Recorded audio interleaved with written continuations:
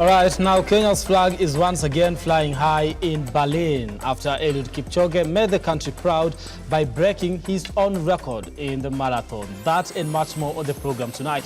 Thank you so much for trusting us to bring you up to date with everything that has been making headlines here in the country and across the globe. My name is Brian Amwai. Our sign language interpreter tonight is Felista Adundo. But first, these are the top stories tonight.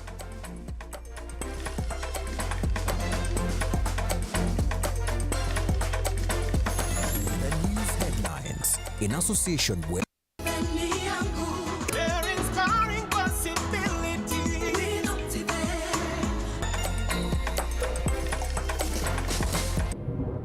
tonight on Look Up Weekend. Kipchoge is a history maker in Berlin yet again. The world record is gone. Olympic marathon champion Eliud Kipchoge recaptures the Berlin marathon lead, smashing his own world record by 30 seconds. Askari ambayo wamekuja kuokoa watu hawa wanauliwa. Sasa askari wakiuliwa, wale ambao wamekuja kuchunga watu, sasa ni watu nani sasa watachunga watu? 8 police officers, a chief and 2 civilians killed in a banditry attack in Turkana East, with the former presidential candidate Ekuru Aukot's sister among those who lost their lives during the attack. Also tonight, solidarity forever, for the union makes us strong. Trade union threatens to push for disbandment of Salary Remuneration Commission SRC body over slashed allowances. And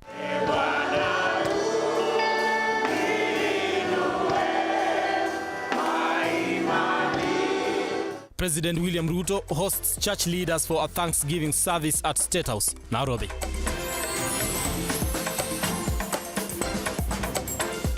Yippee! Kamata plotting at 349K. Oh yes, for only 349,000 Kenyan shillings, you become a plot owner at the Great Oasis Gardens, Nanyuki.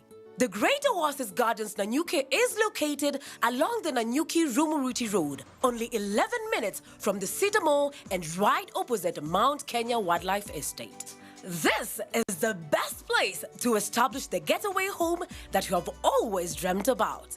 For every 349,000 that you deposit or pay as installment towards any of Optivent's plot of land, you get 10K cash back instantly.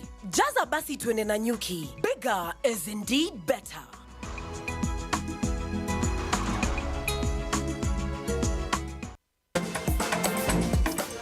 all right, now thank you so much once again for choosing Lookuptv to be your #1 station when it comes to matters current affairs.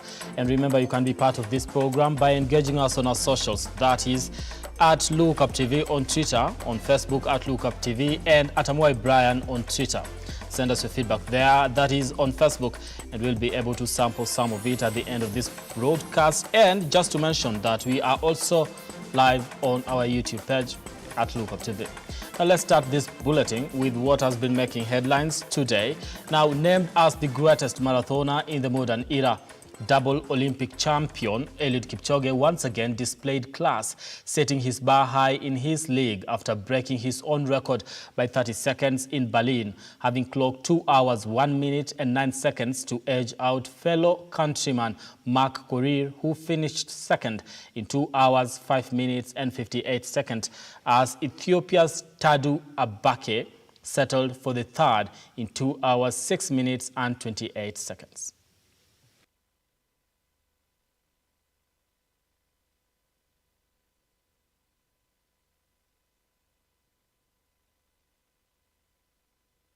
The race kicked off with Kipchoge side-by-side with the Ethiopian park of defending champion Guye Adola and Andamlak Belihu. Tucked between 3 pesetters and the Ethiopian duo, Kipchoge cruised past the 5-kilometer mark in 14 minutes and 14 seconds before hitting the 10-kilometer mark in 28 minutes 22 seconds. As pressure increased and Kipchoge's fast legs and strength was displayed, Adola could not match up as he dropped, with Belihu still taking on Kipchoge as they finished the 15-kilometer mark in 42 minutes, 32 seconds, a minute quicker than the world record. The two were still on each other's toes at the 20-kilometer mark, in which Kipchoge took down in 56 minutes, 44 seconds. At the end of it all, it was King Kipchoge reigning in 2 hours, 01 minutes, 09 seconds, a record-equaling fourth win to put him on level terms with the great Haile Gebrselassie. His fellow countryman Mark Korir then followed closely in 2 hours, 05 minutes, 58 seconds as Ethiopia's Tadu Abake finished third in 2 hours, 06 minutes, 28 seconds. Marian Kigeni, Lookuptv. All right, now thank you, Marion Kageni, for that. Now, still on Matters Marathon. Now, the women's marathon kept fans cheering as Kenya's Rosemary Wanjiru settled for second behind Tigist Assefa of Ethiopia, who shattered her own personal best by 18 minutes to win the marathon in Berlin, as Tigist of Ethiopia came in third. Now, the rest saw Assefa secure a third fastest time in history of 2 hours, 15 minutes and 37 seconds behind Bridget Kosgei and Paula Radcliffe. Wanjiru clocked 2 hours, 18 minutes, the second fastest debut ever run, with Tigist following closely 3 seconds later.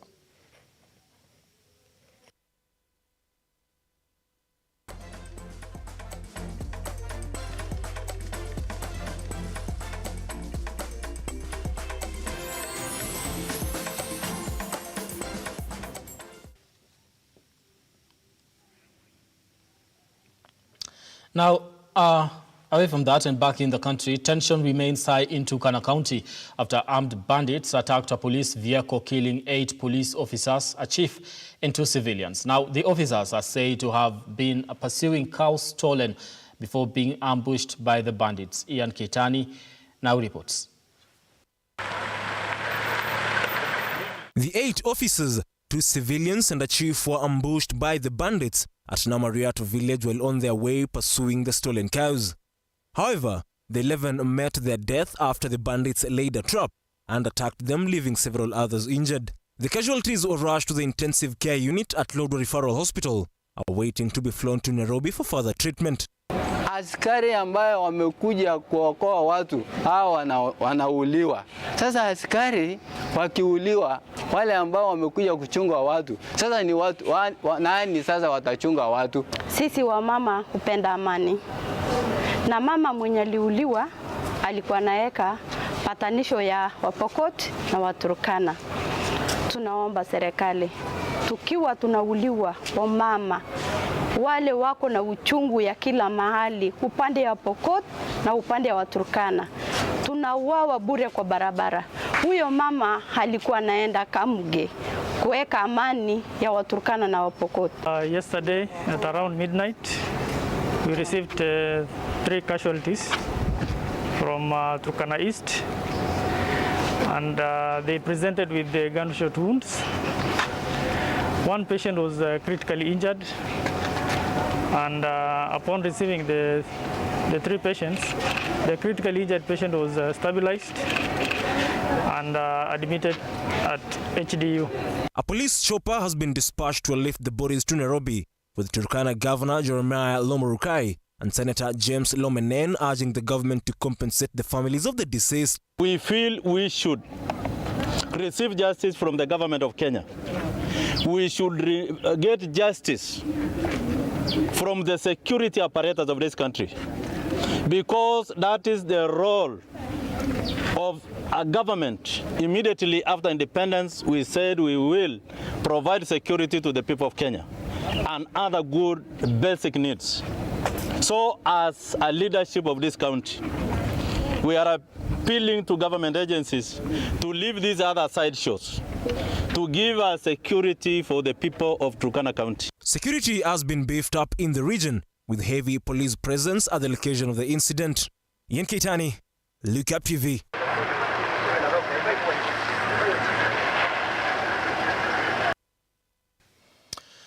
Now, President William Ruto on Sunday held a Thanksgiving service at State House, Nairobi. Now, this is after arriving from the U.S., where he addressed the 77th UN Assembly. The president urged the church leaders present to pray for the country's economy, cattle rustling, and the tribal conflict. Now, the Thanksgiving service was conducted by Bishop Mark Kariuki of Deliverance Church and attended by other bishops from various churches. After his official tour in the United States, it was time to give thanks to the Lord, but this time round, it was at State House, Nairobi. In a service that was organized by various church leaders and led by Bishop Mark Kariuki of Deliverance Church. There is none like unto you. You alone are worthy of praise. You are worthy of all glory. You ordained before you laid the foundations of the earth that on this particular day we will be gathered on this state grounds and raise up an altar for you. Ruto urged the clergy to pray for the nation and in particular the country's economy, tribal conflicts and cattle rustling. And I want to pray that the church can pray for a paradigm shift in the economy of our country. Amen. We have laid out good plans,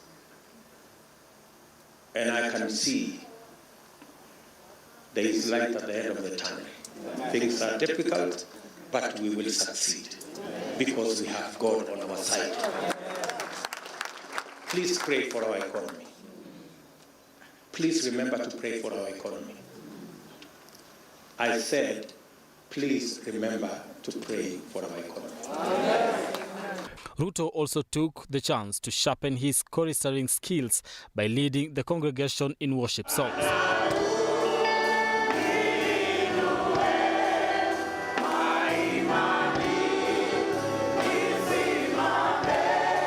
The church leaders present also praying for the nation and Ruto's leadership. I've never seen anything like this, and the leader who God has appointed to lead this nation is going to transform this nation the way nobody else has done. The Thanksgiving prayers come even as the country waits for the president to name his cabinet. Sources indicate that Ruto is scheduled to name his cabinet this week, a cabinet that is to accommodate regional balance and still portray the national outlook. Of greater interest to watch is whether President Ruto will remain true to his promise of having 50% women in his cabinet. Our team, led by our captain, President William Ruto, survived because of prayers. Your Excellency, thank you for leading us by example, for mentoring us young leaders to know the word of God. I have seen many of our colleagues here, and I'll just speak on their behalf, that there's a new dawn. And the Lord said to Moses, Lamekongo, Lookuptv.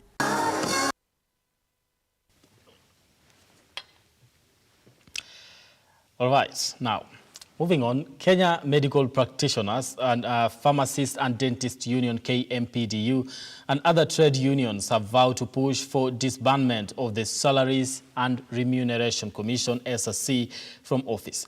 Now, the union leader stated that SRC has not been involving stakeholders in its decisions. Shadow Kareria now reports. The move by the SRC to slash allowances from different public servants have initiated an outcry from the dogma of the trade unionist. Solidarity forever, for the union makes us strong. Sunday earmarked a outcry as the leadership of Kenya Medical Practitioners and other trade unions launched an arsenal against Menjik-led commission over the allowances slash, vowing to go to workers across the country to collect 1 million signatures to kick out the SRC in its entirety. Kisema sisi tunarudi kwa members wetu kufanya yale yanatakikana ya kucorrect signatures kutoka leo. Aturudi nyuma.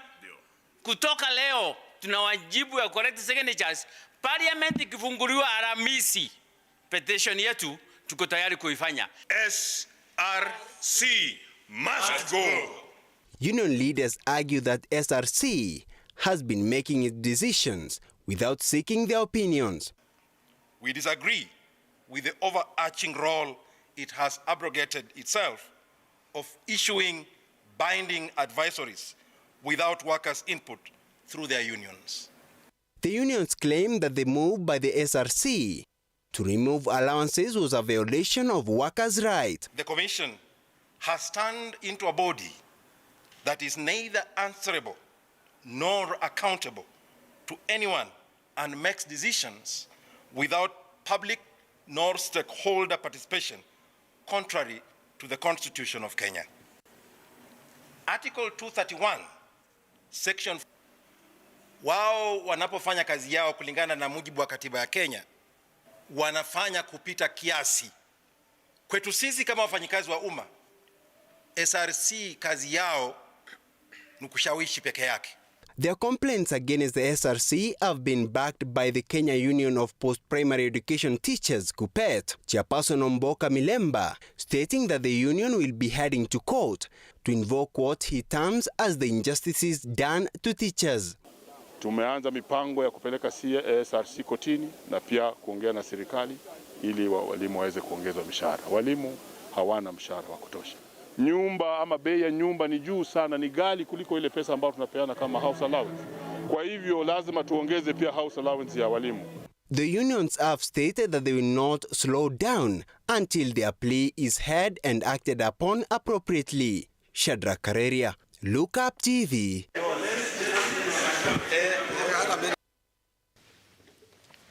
Now to the corridors of justice. The Supreme Court of Kenya is set to deliver its reasoned judgment on the August presidential election petition on Monday. A notice issued by the court's registry indicated that the 7-judge bench will transmit the judgment by mail at 2:30 p.m. The full judgment is a follow-up to a summary decision that the court issued on September 5th that dismissed the petition and upheld the victory of President William Ruto. Thank you, Counsel. As the 21-day period comes to a close, the 14-day Supreme Court hearing full verdict will be issued on Monday by the 7-judge bench of the Supreme Court. The court, which unanimously upheld President William Ruto's election and dismissed a consolidated petition in multiple suits filed by, among others, Raila Odinga, will give its detailed ruling on Monday at 2:30 p.m. This is according to the Supreme Court Registrar Letizia Wachira. In the notice, Letizia notes that, take note, that the reasons for the judgment of the court that was delivered in this petition on the 5th day of September will be delivered on Monday, the 26th September 2022 through mail. End of quote. Raila Odinga filed the petition seeking to overturn the election of President William Ruto, who garnered 7.1 million votes, putting him ahead of Odinga, who got 6.9 million votes. The judges, CJ Martha Koome, Deputy Chief Justice Philomena Mwilu, Mohamed Ibrahim, Smokin Wanjala, Njoki Ndung'u, Isaac Lenaola, and William Ouko unanimously ruled that Ruto was validly elected as president during the August 9, 2022 presidential election. Let us confirm who is your client. The Supreme Court's decision then set the stage for the swearing-in of Ruto and his deputy Rigathi Gachagua on September 13, 2022, in accordance with the Constitution, which was the first Tuesday after the court delivered its verdict following a presidential petition. The court dismissed claims by Odinga that the technology was interfered with by people who changed Forms 34As in favor of Ruto. The court pronounced itself, saying that the technology deployed by the IEBC was transparent and that the petitioners did not produce enough evidence to suggest any wrongdoing. Hoping that the rift in the commission will solidify his case, the judges said that the 4 disgruntled commissioners did not produce evidence to suggest that the results in their possession differed from those announced by the chairperson of the IEBC, Wafula Chebukati. At the center of the election dispute were 9 key issues, including the role of the commissioner in the verification and tallying of the results. The Martha Koome-led bench concluded that the malpractice and irregularities highlighted by the petitioners were not of such magnitude to warrant nullification of the presidential election. Brian Amwai, Lookuptv, Nairobi. Apologies to paragraph 37. All right, now we are due for our first break here on the program. I just want to take, something that happened today in regards to one of the stories that we did. A quote from the Deputy President, that is Rigathi Gachagua: "Nobody can lock the church out of State House." Even if security officials and government officials locked the gates, Mama Rachel will open them for you. All right? It is a praying nation. We are here. Don't go too far. We'll be back with more, including matter sports and just an addition to what we reported earlier on the success of Eliud Kipchoge.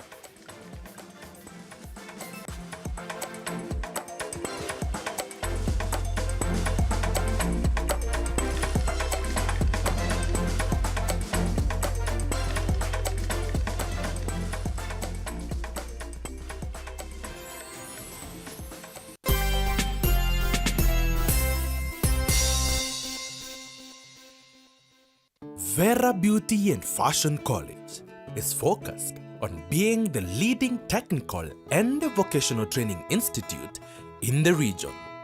Our team possesses in-depth knowledge and extensive experience in the industry, offering thorough training in cosmetology, hairdressing, interior design, creative arts, training of trainers, nail technology, and fashion design. With branches in Nairobi, Thika, Meru, Eldoret, and now in Mombasa, our courses ensure that learners are completely equipped with knowledge, competency, and employability skills. Enroll today to be a part of a center of excellence.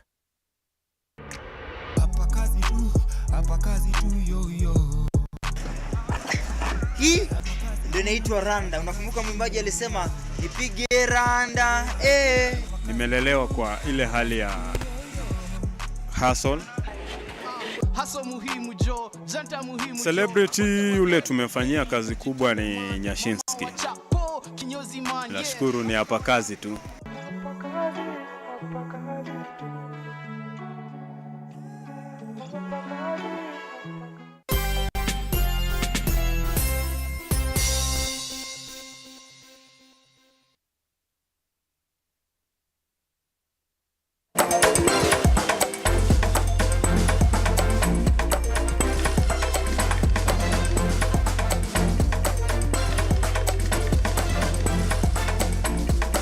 All right, now thank you once again for staying with us here on the program, and continue engaging us on our socials at Amwai Brian on Twitter at Lookuptv.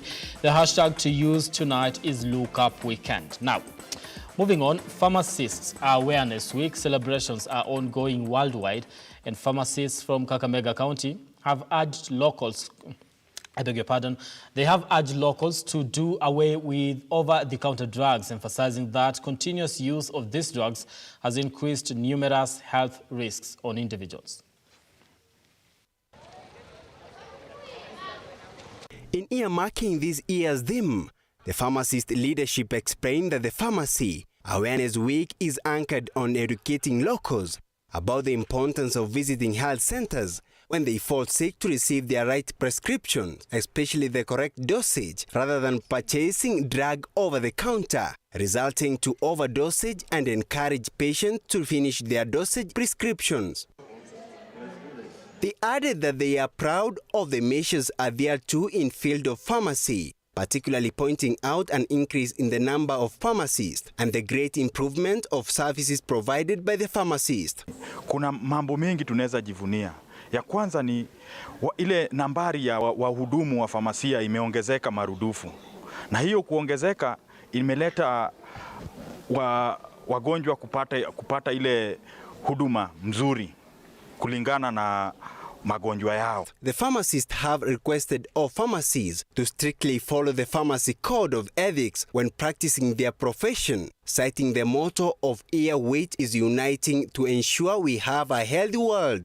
Tunazingatia yale yote yaliyo katika ile inaitwa Pharmacy Code of Ethics ambayo iko na vipengee 10, na hivyo vipengee ni muhimu sana kila mmoja aliye katika hii profession ya pharmacy wazingatie. They said they are concerned about the issue of increased bacterial diseases and pointing out that antibiotics resistance by the bacteria has been a chronic problem in the fighting the issue. Na tumegundua ya kwamba hii wakati yenye tuko sasa si wakati mzuri, kwa vile hii maviini vimekuwa resistant to madawa ambayo yako, hii antibiotics na hii antiviral na hii antifungals na antiparasitics.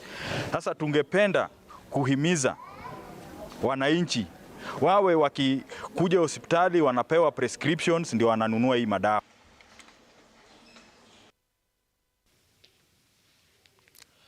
All right, now the Ford Kenya Party Youth Wing has today hit out at its Kenya Kwanza coalition partner CUDA in Bungoma for what they term as lack of sincerity and political goodwill.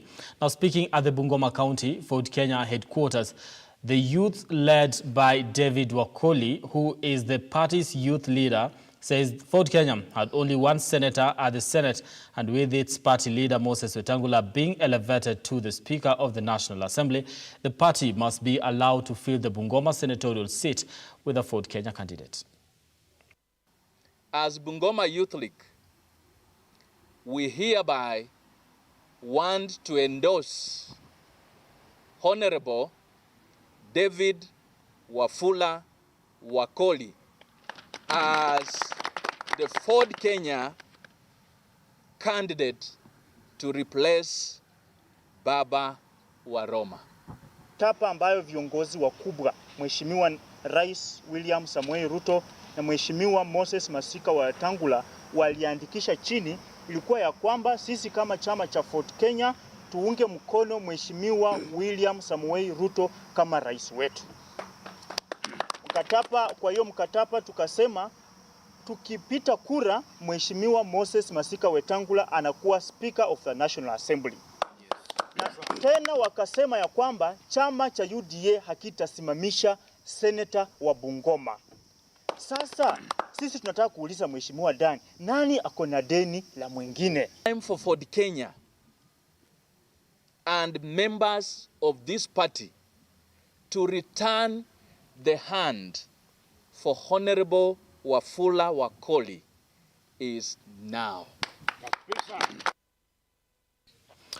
All right, now in a Sunday Peace Summit held in Nairobi County at the Museum Hill Auditorium by several peace organizations, various stakeholders have continued to advocate for peace, stating absence of awareness on human rights remains a threat to the sustainability of peace.